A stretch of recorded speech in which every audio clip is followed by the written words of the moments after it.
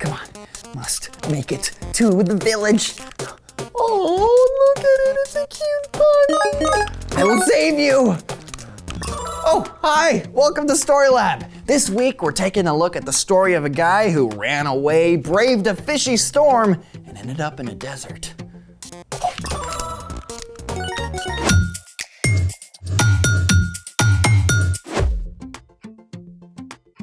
Hey, I'm Carter. And I'm Zeke. We're talking about how trusting and remembering that God is with you can help you handle whatever comes your way. And you look like you're ready to handle a snowstorm? Sandstorm. Well, it looks calm in here. I just added this new weather mod to my game and it got intense. There was this wild windstorm in the ocean biome, and I got tossed up onto a beach biome right in the middle of an old shipwreck. And then I had to brave a terrible sandstorm in a desert biome. I think I've got sandburn. More like eye strain. Plus, I ran out of food inventory immediately. My hunger bar is completely empty. I know what you need. Oh, a golden carrot? You need some real life. I'm thinking edible sand? Edible sand, what? Let's make it. Today, we're making edible kinetic sand. Oh, so ready. Step 1, mix up your dry ingredients, which include 1 cup of baking soda, ½ cup of cornstarch, ½ cup of sugar, and 1 tablespoon cream of tartar.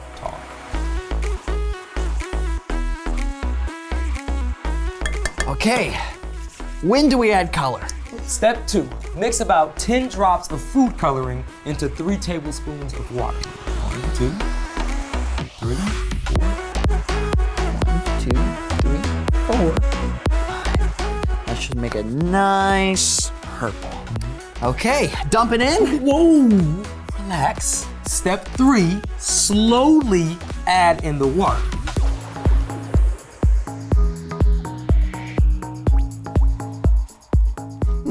Still kind of crumbly. Well, a little water goes a long way. So at this point, we just add a tiny bit at a time until it's perfect. All right. There you go. Now mix that. You might need to use your hands. I'll try that. Oh, very calming. It's better than a virtual sandstorm, for sure. And I get to replenish my hunger bar. Yeah, but just because it's edible, it doesn't mean that it tastes great. You better tell me that. Would you have listened? Probably not. Speaking of someone who didn't listen well the first time, it's time for The story before the story.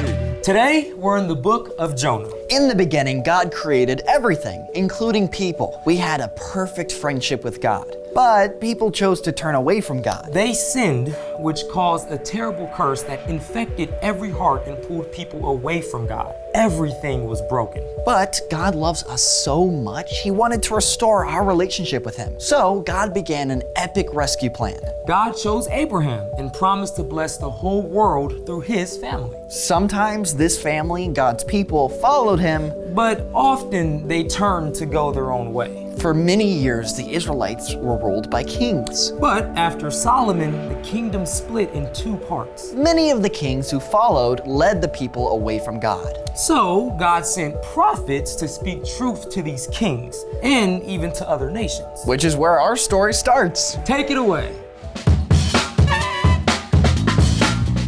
Hey everyone, I'm Brian. The last part of what we know as the Old Testament contains a group of books known as the prophets. Now, most of these books record the words of the prophets that God sent to speak truth to the kings of Israel and Judah. But the book of Jonah is unique. The prophet Jonah lived during the time of Jeroboam II, one of the worst kings of the northern kingdom of Israel. And Jonah was what you might call, well, a reluctant prophet. One day, the Lord spoke to Jonah. Go to the great city of Nineveh. Preach against it. The sins of its people have come to my attention. Now, you should know that Nineveh was the capital city of Assyria, the big bad villain of Jonah's day. And as you can imagine, Jonah was not excited about taking a more than 500-mile road trip into the heart of enemy territory. In fact, Jonah decided to run away from God. Brilliant move, right? Well, instead of heading northeast toward Nineveh, Jonah went to the harbor at Joppa and hopped on a boat heading for Tarshish. Yeah, pretty much as far as you could go in the opposite direction. Jonah went below deck for a nap. But while Jonah was sleeping, God sent a wild wind. The sailors panicked as the ship creaked and cried out to the false gods they worshipped. Finally, the captain hauled Jonah out of bed. How can you sleep? Call out to your God for help! At last, Jonah confessed that he was running away from God. The sea was getting higher, and the sailors were terrified. What should we do to make the sea calm down? I know the storm is my fault. Pick me up and throw me in the sea. Well, the sailors didn't want to do this, but the storm got even worse. So at last, they cried out to God. Lord, don't hold us responsible for this man's life. Then they took Jonah and threw him overboard. Yikes. Right away, the sea became calm. But God wasn't done with Jonah. So God brought about a pretty wild plot twist by sending a giant fish to swallow Jonah whole. For 3 days and 3 nights, Jonah was stuck in the belly of that fish. And during this time, he finally cried out to God. When I was in trouble, I called out to the Lord and he answered me. I had almost drowned in the waves and I thought I had died. But you brought my life up from the very edge of death. At the end of 3 days, the Lord made that fish swim to shore and spit out Jonah on dry land. Ugh. Fish vomit. Can you imagine? But definitely better than being wedged inside a fish's stomach. I mean, come on. God spoke to Jonah once more. Go to the great city of Nineveh. Announce to its people the message I give you. And this time, Jonah listened to God. He made the epic road trip to Nineveh. And when he got there, well, the city was so large it would take 3 whole days to cross. Jonah started off walking along those bustling streets, calling out, In 40 days, Nineveh will be destroyed.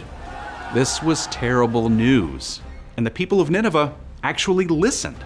The message even reached their king, who put aside his royal robes and sat down in the dust and misery. The king sent out a message to the whole city. Don't eat or drink anything. Call out to God with all your heart. Stop doing what is evil. God might take pity on us. Then we won't die. And would you believe it? The people did just as the king commanded. They turned to God and stopped doing wrong things. God saw this. So God showed great mercy and did not get rid of the city of Nineveh. And Jonah was thrilled, right? Actually, no. Jonah sulked because God had chosen to show love to even the enemies of Israel. Because God made this world and created each one of us, God always knows what's best. Even if it means showing mercy to your worst enemy. Whew, that's wild. Jonah was supposed to be a prophet, but he did all that to run away. It was the sailors and the enemies of Israel who actually listened. It's a great reminder that God's love is for everyone, including those who don't know God yet. So, what's our part in this story? Well, Jonah knew all about God, but he sure didn't live like it. He made choices out of fear and frustration, placing trust and confidence in himself. See, he didn't really believe the truth that God knows what's best. We have a chance to live differently. You can choose to trust that God is working out even the hardest situations for your good. Like if you get stuck doing a group project with classmates you don't know very well. Or your parents decide that you can't do a sleepover at your friend's house. Or you've got to finish out the basketball season even though you don't like the new coach. You can have confidence and show a good attitude, knowing that God is with you through it all and can make good come from it. Jonah sure missed the boat on that one. Missed the boat?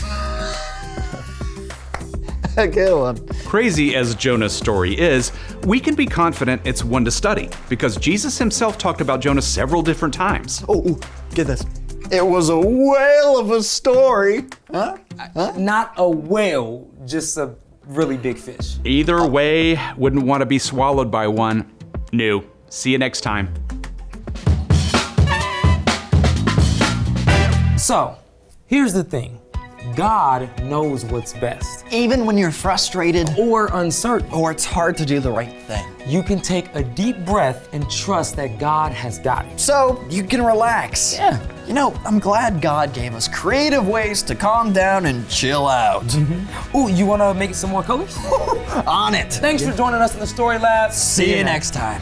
Hey, do you think it'd be tastier if we added cocoa powder? Do we have any? Yeah, we got plenty. You ready to try it? Go for it. Oh, you're gonna mix it in? Yeah. You wanna leave it on top though, because that way it creates a nice No. layer.